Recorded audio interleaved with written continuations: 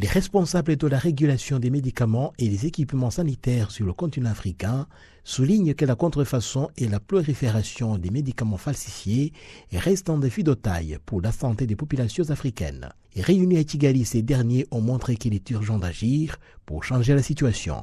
La contrefaçon des médicaments, et maintenant on parle de médicaments de qualité inférieure aux falsifiés. C'est assez global, donc il y a eu des évolutions. Et juste pour vous montrer un petit peu la complexité de la question, nous pensons que, au niveau national, peut-être, je dirais, il faut des lois, des règlements qu'il faut réviser, mettre en place, qui sont adaptés. Donc, dans la lutte contre ces médicaments de qualité inférieure et falsifiés. Donc, ça, c'est la première étape. Et après, donc, renforcer surtout le système de réglementation pharmaceutique à travers, en tout cas, ces agences de réglementation pharmaceutique qui doivent être renforcées en termes de ressources financières, de ressources humaines, donc les compétences. Les produits falsifiés, en fait, ça reste un challenge très très important pour les pays africains. On l'observe, c'est un problème qui est très apparent en Afrique. J'espère que les recommandations qui vont sortir de cette réunion vont permettre de diminuer. Sinon, pour être très très pessimiste, éliminer ce problème-là.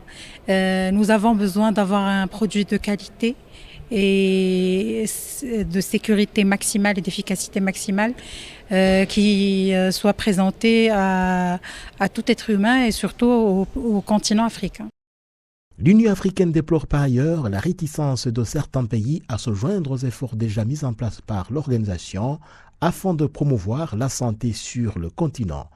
À titre d'exemple, le traité de l'Agence africaine de médicaments a été ratifié en 2019 pour entrer en vigueur 2 ans après, mais jusqu'à ce jour, seuls 26 pays africains ont ratifié ce traité. Et plusieurs politiques dictent qu'il faut éliminer un certain nombre de maladies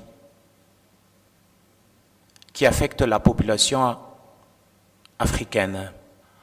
Nous n'allons pas parvenir à atteindre les objectifs de ces différentes politiques si nous ne renforçons pas le système de santé.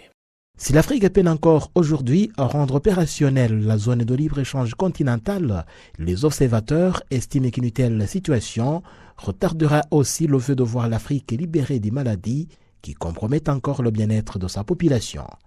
Jean Damascene Manishimé pour VOA Afrique, Kigali.